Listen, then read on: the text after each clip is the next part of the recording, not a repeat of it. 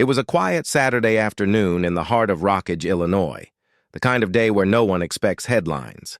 Colonel Danielle Morgan walked into a local grocery store in jeans and a soft gray sweater, her Army ID tucked deep in her wallet. She wasn't there to make a point, only to pick up bread, water, and a few apples before heading back to base. Her eyes, trained by decades of command, scanned the shelves with quiet calculation. Calm. Undistracted. Until something caught her eye at the end of aisle 5. A tall man in police uniform dropped a bottle of soda and a packet of dry noodles. No reaction. No attempt to pick them up. Just a turn of the heel, casual as a shrug. The mess stayed behind him like a statement. Danielle paused. Civilians walked past it, muttering. She knew that kind of silence. It was trained, conditioned. She stepped forward, her voice steady. "Excuse me, officer," she said. "You dropped something. You should pick it up so others don't trip." His head turned slowly. His eyes narrowed. Then came the smirk, cold, dismissive. "Who are you to tell me what to do?" he said. "I don't have time for petty messes." Danielle didn't flinch. "As a public servant, you're setting an example. Cleaning up isn't petty. It's respect." The man laughed, a sharp, arrogant sound. "You seem to think you know a lot about duty, lady." His tone dripped with contempt. "You should mind your own business." The mood shifted. Nearby shoppers slowed their carts. Phones came out. Not one voice intervened. But the silence grew louder. Danielle stood straighter, her voice lower but firmer. "Wearing a badge means something. And right now you're teaching everyone here that respect is optional." He stepped forward, inches from her face. His voice tightened. "Let me make this simple. You don't get to lecture me. You're just a civilian woman playing authority." He emphasized the word woman like a punch. Danielle didn't blink. "I've served this country longer than you've worn that badge," she said, "and I've never used power as an excuse to demean anyone." The officer's smile vanished. "You think you scare me?" he said, loud enough for the aisle to freeze. "You don't know who you're messing with." Danielle took one breath. 1 second. Then her voice, like steel. "No. But you're about to find out who you're messing with." Phones recorded, eyes locked on them. Officer Ray. Whitaker, now visibly agitated, reached for his belt. Danielle's gaze didn't waver. "You sure you want to go down this road?" she asked. Her hand slid into her pocket. Not fast, not abrupt, but purposeful. Whitaker stepped as the crowd in the supermarket began to gather. Something shifted in the air. Danielle Morgan stood motionless, her posture calm but unmistakably firm. The weight of the stares around her wasn't just from curiosity, it was quiet expectation. People were watching, phones held at chest level, waiting to see if the uniformed officer would listen or escalate. Officer Ray Whitaker leaned in closer, his expression unreadable. "Lady, you don't get it," he said with a half-laugh, condescension seeping through every word. "I'm the authority here, and you're just someone who should learn her place." His eyes swept over her again, judging not by action but by bias. Danielle didn't blink. Her breathing stayed measured. Her hands relaxed by her sides, but her voice, when it came, was sharper than before. "Your badge doesn't give you the right to talk down to people, especially not here, not today." She wasn't trying to be dramatic. She was stating a fact. The officer's smirk faded for a second, just enough to see the crack in his armor. Then, with a scoff, he turned slightly and addressed the watching crowd as if she weren't even there. "People like her always think they know better. Entitled." The word hung in the air like a slap. Danielle raised her chin. "What do you mean, people like me?" she asked, knowing the answer, daring him to say it. He didn't have to. His silence said enough, but now the atmosphere was fully charged. A few voices in the back muttered. One shopper whispered, "She's right." barely audible over the tension. Danielle looked at Whitaker straight in the eyes. "You're using that uniform like a shield, but accountability still exists, officer." He laughed again, louder, this time. "What are you gonna do? Report me?" He waved vaguely toward the ceiling. "Nobody's gonna care. Not about this. Not about you." She stepped forward, closing the space between them, but still calm. "If I don't speak up," she said, "then what good is my rank, my years of service, my belief in justice?" She wasn't raising her voice, yet every syllable landed like a challenge. Whitaker leaned closer, now trying to reassert dominance. "You think that title of yours matters to me? You're just a troublemaker with too much pride and no clue who she's messing with." Danielle's expression didn't change. "That title isn't for your approval," she said. "It's a reminder that I serve this country with honor. And you? You just embarrassed your badge." The aisle grew silent again, but now with focus. The confrontation wasn't a spectacle anymore. It was a reckoning. Whitaker's shoulders tensed. He was losing control, not just of the situation, but of the story unfolding in every phone camera aimed at him. Danielle didn't need backup. Her presence was enough. Her calm was louder than his arrogance. She stayed steady, not for pride, but for principle. Because what she was standing up to wasn't just a man. It was everything he thought he could get away with. And that's where the real conflict began.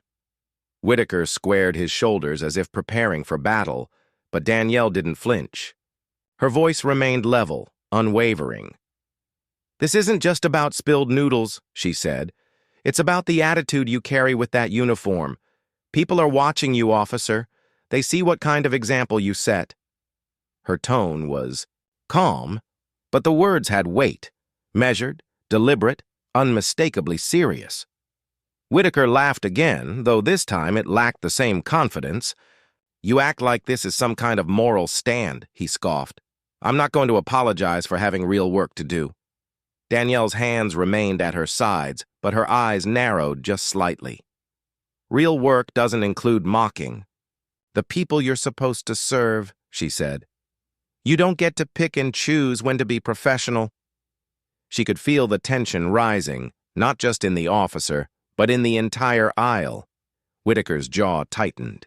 His pride couldn't tolerate being challenged, especially not by someone he underestimated from the moment he saw her. "Lady, you really don't know when to back down," he muttered. "You're just making a scene." Danielle replied with steel in her voice. "I'm standing up." He stepped toward her again, and for a split second it seemed like he might try something more.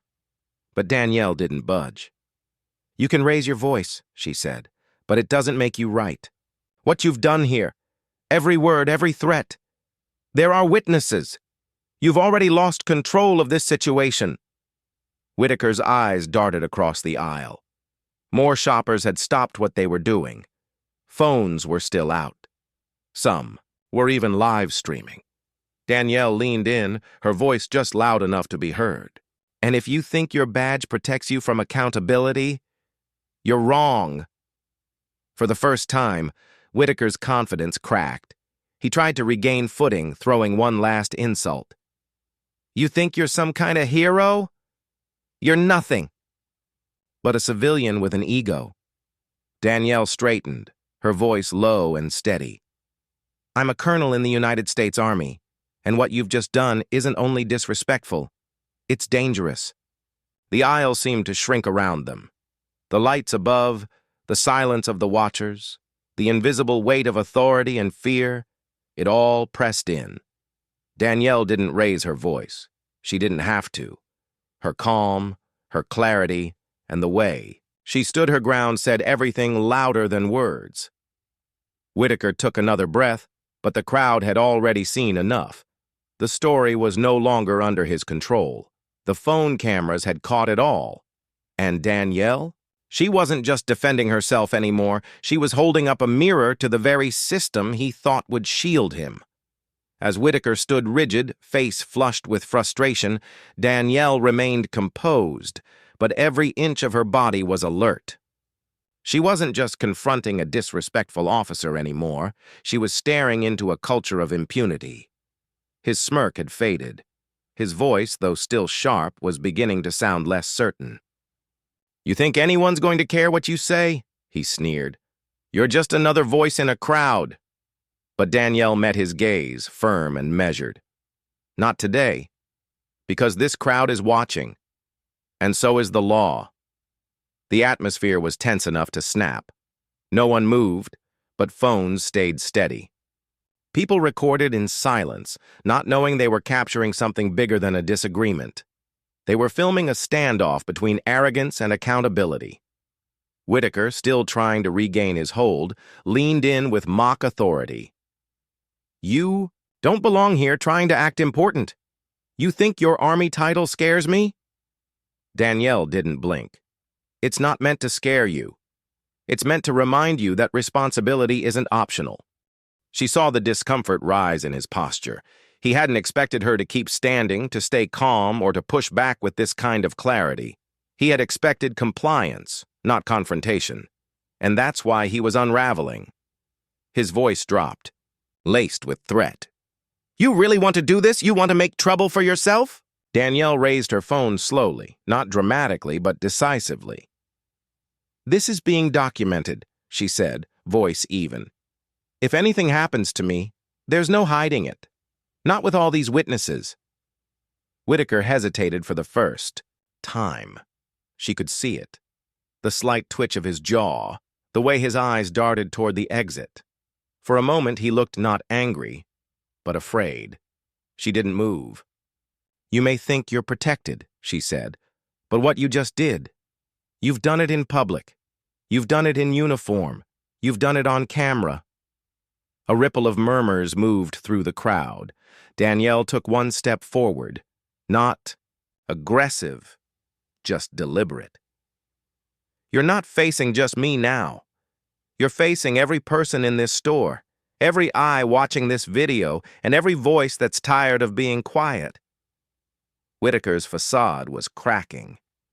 What had started as a power play was now a public crisis, and he was no longer in charge of the outcome. Danielle's presence hadn't just challenged his authority, it had revealed how fragile it really was. The moment Danielle lifted her phone and made that call, the entire energy in the supermarket shifted. Whitaker's dominance drained instantly from his face. "What do you think you're doing?" he snapped, taking a step closer, but she didn't move an inch. Her voice was steady, every word sharpened by purpose. "I'm doing what your badge should have done, defending fairness." His eyes darted toward the crowd, toward the cameras, the murmuring witnesses, the wall of accountability now circling around him. Then came the sound that changed everything, distant sirens slicing through the late afternoon calm. The crowd parted as police vehicles pulled up, lights flashing red and blue across the store windows. Whitaker froze. Danielle remained still, expression controlled, phone still in her hand. Officers rushed in, but behind them walked a figure, whose presence immediately demanded silence. Mayor Andrew Preston. Clean-cut, eyes sharp, his gaze swept across the scene and landed directly on Danielle. She stood tall, voice level. "This is the officer who needs to be addressed. Every part of his conduct is on video." Whitaker tried to speak, words tumbling in panic, but Preston raised a hand. "Enough!" The mayor turned to Danielle, his tone shifting to one of respect. "Colonel Morgan, are you hurt?" She nodded once. "Not physically, but this is about more than just me." Preston didn't need more explanation. He turned to the officers behind him. "Disarm him! Take his badge and weapon! Right now!" Whitaker's lips parted like he might protest, but he didn't. His weapon was removed, his badge taken. He stood there stripped of power, the weight of his actions finally settling on his shoulders. The crowd didn't cheer. They didn't need to. The silence spoke louder than applause. Danielle didn't gloat. She didn't even look triumphant. She simply stood still, watching justice begin to move. Slowly, maybe, but finally in the right direction. Outside, applause broke out only after Whitaker was led away, not in celebration but in recognition of courage, of truth. Mayor Preston looked back at Danielle, his voice quieter now. "This city needs more people like you. I'm sorry you had to go through this." Danielle nodded, her voice low but unwavering. "Don't apologize to me. Just make sure it doesn't happen again." Preston's eyes narrowed with conviction. "We will." And with that, the system began to shift, not just to react, but to rebuild. What started in a grocery aisle had now forced an entire institution to face itself, and that, Danielle knew, was only the beginning. As the patrol car rolled away with Ray Whitaker in the back seat, the streets outside the supermarket remained unusually quiet. No more shouting, no more standoffs, just a deep, collective stillness. His once defiant posture had collapsed into silence. The man who mocked accountability now sat behind reinforced glass, no longer a symbol of authority, but of consequence. Inside the station, things moved fast. Witnesses came forward, videos were uploaded, the evidence piled higher by the hour. By evening, Whitaker was officially suspended pending investigation. But by the next morning, it was more than that. Charges were filed. Abuse of power, threatening a civilian, disrespect in uniform. His name spread through news feeds and headlines, not as a hero, but as a cautionary tale. Danielle, meanwhile, returned home with no fanfare. She didn't post about what happened. She didn't speak to reporters. She sat alone, reflecting, not on the confrontation, but on the people who had stayed silent, who almost walked past, who chose to record but didn't speak up until they felt safe. It reminded her that justice doesn't always come from bravery. It comes from choice. And that silence, when witnessed, is its own kind of truth. Over the following days, public pressure intensified. Former cases involving Whitaker were re-examined. Testimonies poured in, stories of similar behavior, quiet settlements, dismissed complaints. What had once been hidden was now undeniable. And behind it all was one moment, one woman, one voice. Danielle was invited to speak at city forums. Civil rights groups reached out. But she accepted only one invitation, a town hall on justice reform. There, she stood before a crowd of young cadets, rookies who still believed in the uniform. "I'm not here to tear anyone down," she said.